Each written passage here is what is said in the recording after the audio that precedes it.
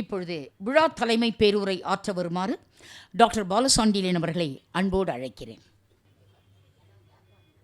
விழா மேடையிலே வீற்றிருக்கக்கூடிய சிறப்பு சொற்பொழிவு என்று ஆற்றவிருக்கின்ற தமிழ் அறிஞர் திறமை ஆதீன புலவர் முனைவர் MK பிரபாகரமூர்த்தி அவர்களே, தெய்வத்தமிழ் விருது பெறக்கூடிய மதிப்புக்குரிய ஓதுவார் 90 அகவையை தாண்டிய குழந்தை லக்ஷ்மணன் அவர்களே,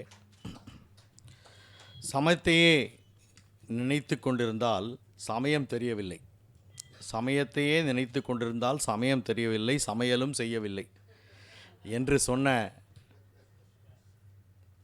பழனி அவர்கள், பழனி அழைத்தால் பாலசுப்ரமணியன் வராமல் இருப்பானா? அன்று கூட பழனி அழைத்ததால் தான் பாலசுப்ரமணியன் அங்கு சென்றான். இன்றும் அவர்கள் முகத்தை எல்லாம் சொன்னார்கள். பாலசுப்ரமணியம் என்று என்னுடைய தந்தையார் வைத்ததாலோ என்னமோ அவர் என்னை பற்றி பல முகங்கள் கொண்டவர் என்று சொல்லிவிட்டார். என்னுடைய ஒரு சின்ன இன்முகத்தை காட்டத்தான் இங்கு வந்திருக்கிறேன். தமிழ் 63 நாயன்மார்கள் வாரம் 3வது வாரமாக இது இருக்கிறது. இளையான்குடி நாயனார் அவர் சொன்ன மாதிரி முழுக்கெல்லாம் நான் படிக்கல. ஒரு நிமிஷம் கூகுளில் போய் பார்த்தேன். எது தெரிஞ்சாலும் கூகுளில் தானே கேட்குறோம். மாதா பிதா கூகுள் தெய்வம் அப்படிங்கிற மாதிரி. சிவகங்கை மாவட்டம் இளையான்குடி, இங்கே இருக்கிறவங்க எல்லாம் மூத்த குடி, நான் ஒருத்தந்தான் இளையான்குடி. அதை தவிர இன்றைக்கி ஐயா பேச போகிற இளையான்குடி நாயனார், ஆமாம் மாறநாயனார். சைவ சமயத்தவர்கள் பெரிதும் மதிக்கப்படுபவர்கள்.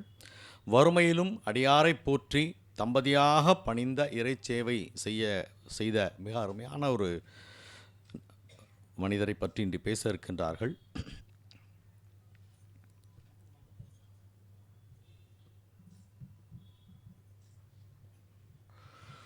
ஒரு தரம் சிவச்சிதம்பரம் என்று உரைத்தால் போதுமே, பரகதிக்கு வேறு புண்ணியம் பண்ண வேண்டுமோ, சபாபதிக்கு வேறு தெய்வம் சமானமாகுமா?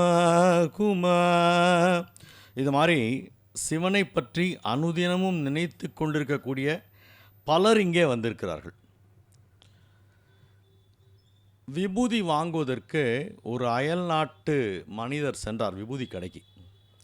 வழக்கமாக நம்ம அந்த பொருளுக்கு அந்த ஷெல்ஃப் லைஃப் எக்ஸ்பைரி டேட்லாம் கேட்போம் இல்லையா, அதை போல் அந்த அயல்நாட்டு மனிதர் கேட்டிருக்கிறார், இந்த விபூதிக்கு எக்ஸ்பைரி டேட் இருக்கா அப்படின்ட்டு. அப்போது அந்த கடையில் இருந்தவன் ஒரு பையன், சின்ன பையன், அவங்க அப்பா அப்போ தான் பக்கத்தில் சிற்றுண்டி அருந்த சென்றிருக்கிறார். அந்த பையன் சொல்லியிருக்கான், இந்த விபூதி எனும் நீருக்கு எக்ஸ்பைரி டேட்லாம் கிடையாது, நம்ம எக்ஸ்பைரி டேட்டை எக்ஸ்டெண்ட் பண்ணுறது தான் அது அப்படின்னு சொல்லியிருக்கான். மந்திரமாவது நீர், வானவர் மேலது நீர், சுந்தரமாவது நீர், துதிக்கப்பட்டது நீர். அந்த அளவுக்கு சிவன் நாமத்தை திருச்சிற்றம்பலம் என்று மூச்சுக்கு மூச்சு சொல்லி கொண்டிருக்கக்கூடிய பெரியவர்கள் இங்கே வந்திருக்கிறார்கள். சிவன் நாமம் சொல்லி பழகு அப்படி சொன்னார் இல்லையா, நம்பி கெட்டவர் எவரையா. கண்டிப்பாக அந்த நாமத்தை சொன்னால் நமக்கு எந்த ஒரு ப்ராப்ளமும் கிடையாது. பிறவாவரம் தாரும் பெம்மானே, பிறவா வரம் தாரும், பிறந்தாலும் திருவடி மறவாவரம் தாரும், மாநிலமேலினி பிறவாவரம் தாரும். தமிழகத்தில் இருக்கக்கூடிய சைவ சமய ஆலயங்களில் தேவார திருவாசக பண்ணை பாடக்கூடிய பணியில் தம்மை அர்ப்பணித்த இறை தொண்டர்கள் அப்படிங்கிறவங்க தான் இந்த ஓதுவார்கள். முற்காலத்தில் மன்னர்கள் ஓதுவார்களுக்கு நிலம் அளித்து ஆதரித்தனர். பரம்பரையாக ஓதுவார்கள் திருமுறை பணிகளை பாடி இன்று பெண் ஓதுவார்கள் கூட நிறைய இன்று இணைந்துள்ளார்கள் என்கிற செய்தி நமக்கு அணுக்கமாக வந்து கொண்டே இருக்கிறது. இறைவனுக்கு நெருக்கமானவர்கள் ஓதுவார்கள். அந்த ஓதுவாரிலே ஒருவர் இன்று விருது பெறுகிறார் என்ற அற்புதமான செய்தி. அதெல்லாம் நீங்கள் கைதட்டலாம். ஓது அப்படின்னாலே பாடுன்னு அர்த்தம். புனித ஆணை என்கிற புனித தொகுப்பு, ஏதோ கிறிஸ்துவ வார்த்தை மாதிரி இருக்குன்னு நினைக்காதீங்க. இப்படிலாம் கூகுளில் சொல்கிறான். இப்படிலாம் புனித ஆணை என்கிற புனித தொகுப்பை திருமுறை என்கிறோம். சிவபெருமான் பெரிய பற்றிய பக்தி கவிதைகள். அந்த மாதிரி பார்க்கும் பொழுது எனக்கு ரொம்ப ரொம்ப பிடிச்ச ஒரு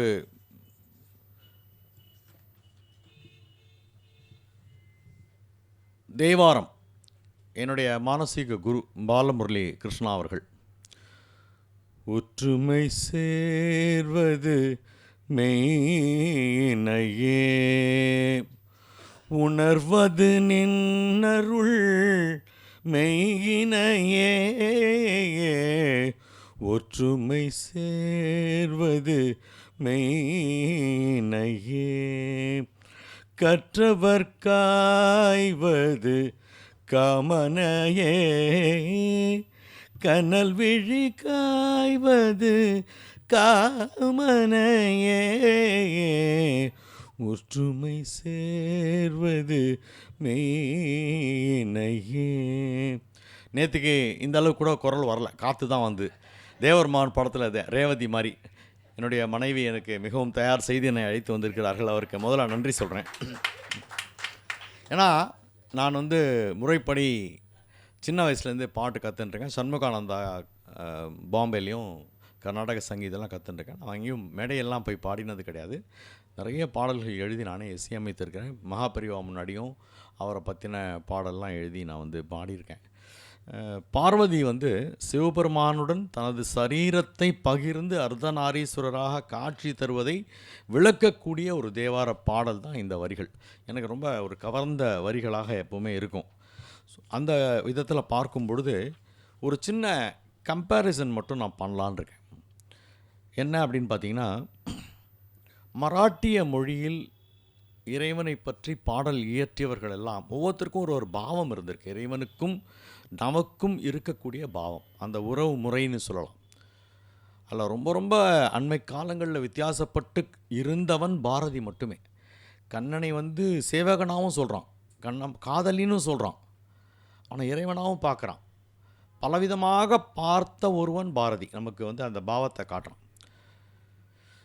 ம குலாம் அப்படின்னு பாடுறாங்க மராட்டி அவங்கத்தில். குலாம்னா அடிமைன்னு அர்த்தம். நீ தான் எஜமானன், நான் உன்னோட அடிமை. அப்படி மராட்டிய சங்கீதத்தில் அப்படி வருது. இதுவே கன்னட பாடல்களில், குறிப்பாக புரந்தரதாசர் எழுதின பாடல்கள்லாம் பார்த்திங்கன்னா, நானே கே படவனு நானே கே பரதே. படவன்னா திருடன் அர்த்தம், பரதேசின்னா பிச்சைக்காரன் அர்த்தம். நான்லாம் ஒன்றுமே இல்லை, உன் முன்னாடி இறைவா நான் ஒரு பிச்சைக்காரன், திருடன், எனக்கெல்லாம் போய் கருணை பண்ணுறியே அப்படிங்கிற ஒரு பாவத்தில் புரந்தரதாசர் பாடுறார். அதே தியாகராஜ சுவாமிகள் తెలియలేదురామా பக்தி மார்க்கமுலு, எனக்கு தெரியலப்பா எப்படி உன்னை பக்தியோடு எப்படி பாடணும், உன்னை எப்படி அடையணும்னு எனக்கு தெரியல. சங்கீத ஞானமு பக்தி வினா, பக்தி இல்லாத சங்கீதமே இல்லை. யார் சொல்கிறாரு? தியாகராஜ சுவாமிகள் சொல்கிறார். நம்ம நாச்சியார் திருமொழியாக வரக்கூடிய ஒரு பாடல் பார்த்திங்கன்னா, கற்பூரம் நாருமோ கமல புனாருமோ திருப்பவள செவ்வாய்தான் தீ திருக்குமோ. அது இறைவனை எப்படி அவங்க பார்க்குறாங்க அப்படிங்கிறத இந்த வரிகளில் நம்மளால் புரிஞ்சிக்க முடியும். அது யாராலையும் அதை புரிஞ்சிக்க முடியாது. அதை புரிஞ்சிக்காதவங்க கேலி பண்ணுவாங்க, எப்படிலாம் எழுதியிருக்கா பாரு இந்த அம்மா அப்படின்ட்டு. நெக்ஸ்ட்டு என்னன்னு பார்த்தீங்கன்னா, போஜ்புரி அப்படிங்கிற மொழியில்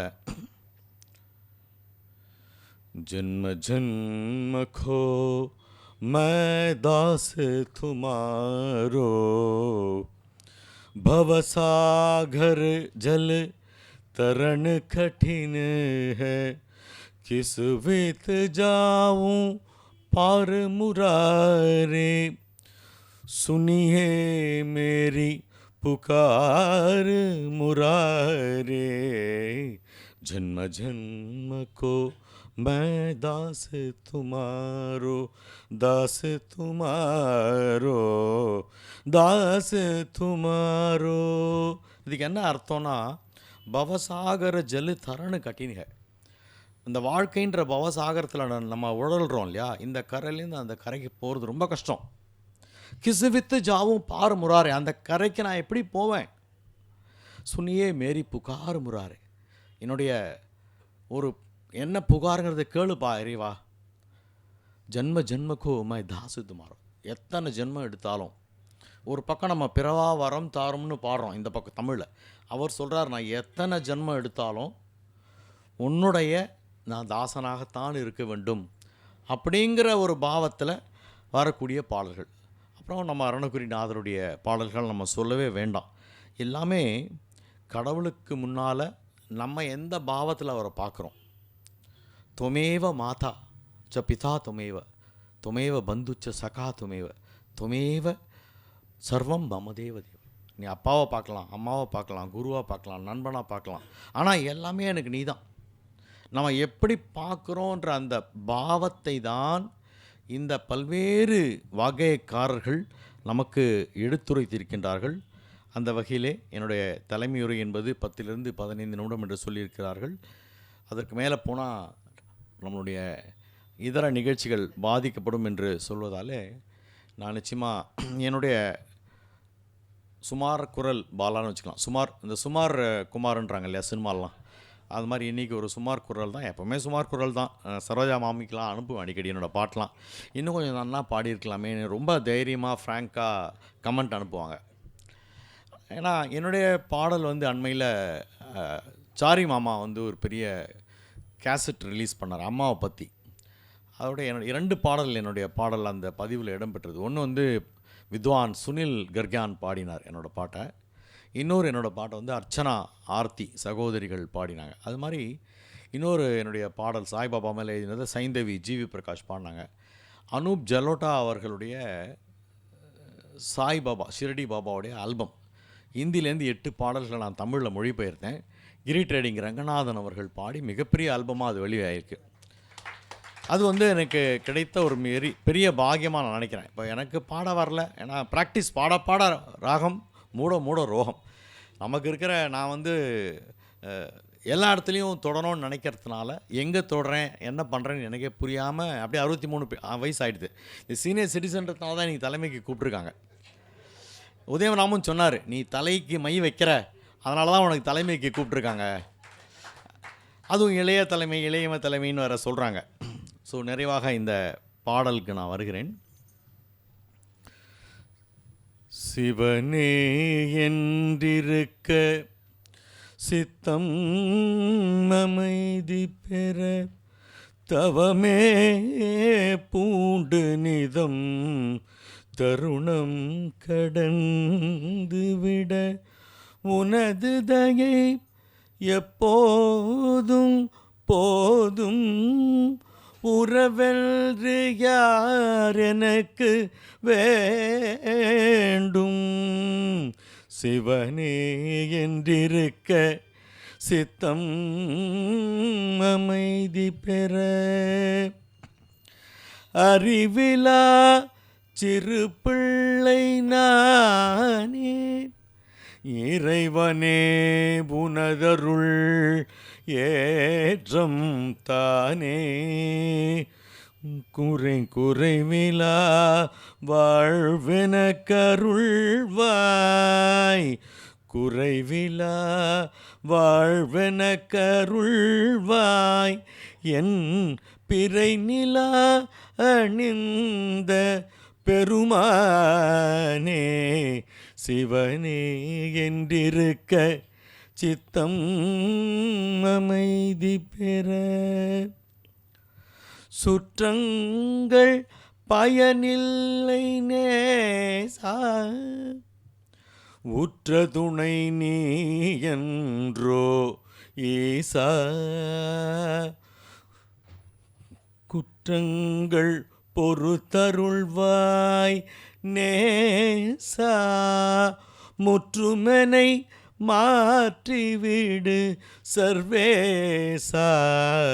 சிவனே என்றிருக்க சித்தம் அமைதி பெற தவமே பூண்டு நிதம் தருணம் கடந்து விட உனது தயை எப்போதும் போதும் உறவென்று யார் எனக்கு வேண்டும். சிவனே சிவனே சிவனே.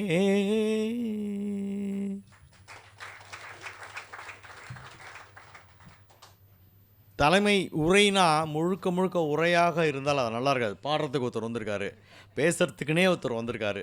ஸோ இது வந்து பாடலும் பேச்சும் கலந்து இருந்தால் கொஞ்சம் சுவாரஸ்யமாக இருக்கும்ன்றதுனால இந்த மாதிரி ஒரு உரையை தயாரித்து செய்து கொண்டு வந்திருந்தேன். இதில் பிழை எதுவும் இருந்தால் மன்னித்தருள்க. முக்கியமாக வந்து இந்த கூட்டத்தில் நான் ரொம்ப வணங்கி போற்றக்கூடிய நிறைய பேர் வந்திருக்காங்க. ஒன்று வந்து ஹைக்கூ கவிதை அப்படின்னாலே அதற்கு ஒரு மாற்று பெயர்னால் அது அமுதன் தான். ஹைக்கூக்கு மாற்று பெயர். அதே மாதிரி என்னை வந்து ஓய்விலா உழைப்பாளர்னாங்க. உழைப்புக்கு மறுபெயர் உதயம்ராம் வந்திருக்கார். பின்னாடி கருப்பு கண்ணாடிலாம் மாட்டின்னு வந்திருக்கார். உரத்த சிந்தனைக்கு ஒரு 2-3 ஆண்டுகளாக தலைவியாக இருக்கக்கூடிய பத்மினி பட்டாபிராமன் அவர்கள், பேராசிரியர் அவர்கள். அதே மாதிரி அக்கா பழனி சொன்ன மாதிரி சாரதா நம்பி ஆரூரான் வந்திருக்காங்க. அவங்க முன்னாடி நான் பேசுகிறேன் பாடுறேன் அப்படிங்கிறதே நிச்சயமாக ஏதோ பூர்வ ஜென்ம புண்ணியம்தான். என்னுடைய நண்பர் பால ஸ்ரீனிவாசன், நிறைய பேரை நான் வந்து ஸ்பெசிஃபிக்காக சொல்ல முடியல. சரோஜா மேடம் மிகச்சிறந்த புஸ்தகம், இந்தியா பாகிஸ்தான் புஸ்தகத்தை எழுதி அவ்வளோ பிரபலமாக இருக்காங்க. பல சிறுகதைகளில் பரிசு பெற்றவர்கள். அந்த அழைப்பிதழை பார்த்த உடனே இன்று நான் வருகிறேன் அப்படின்ட்டு போட்டாங்க. என் ஒய்ஃப் எங்கே கூப்பிட்டாலும் வரமாட்டாங்க, நீங்கள் போயிட்டு வாங்க அப்படின்றாங்க. என்னமோ தெரில, எங்கேயாவது ஜுரம் திருப்பி கிளம்பும்போது ஜுரம் வந்துட போகிறது பயமா என்னன்னு தெரில, நான் வரேன் பார்க்க அப்படின்ட்டாங்க.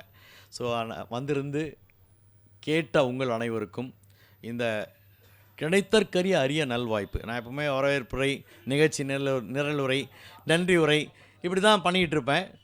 முதல் முறையாக வாழ்க்கையில் தலைமை உரை அப்படிங்கிறதுக்கு எனக்கே தகுதியான்ற ஒரு கால் நடுக்க கை நடுக்கத்தோடு தான் வந்து ஒரு வழியாக முடிச்சிட்டேன். உங்கள் அனைவருடைய, அதாவது when you are silent you are able to listen. எல்லோருமே நீங்கள் அமைதியாக இருந்தீங்க. நான் பேசுகிறது உங்களுக்கு கேட்க முடிஞ்சுது. பிடிச்சதா பிடிக்கலையான்ற ஃபீட்பேக்லாம் நான் கேட்க போகிறதில்ல. Thank you so much. என்னை வந்து ரொம்ப பாசம் அன்பும் கொண்ட உலகநாயகி பழனி அவர்கள். நான் சொன்னேன் இல்லையா, பழனி அழைத்தால் பாலசுப்ரமணியன் வருவான் அப்படின்ட்டு. அவங்க அழைத்தார்கள், நான் வந்தேன். ஆகவே நிகழ்ச்சி சிறப்பாக நடைபெறட்டும். தலைமையுறையிலே நடக்கக்கூடிய இதர விஷயங்கள் அனைத்துக்குமே என்னுடைய மனமார்ந்த வாழ்த்துக்களை உருகி சிவனுடைய அனுகிரகத்தோடு நடைபெறட்டும் என்று வாழ்த்தி விடைபெறுகிறேன்.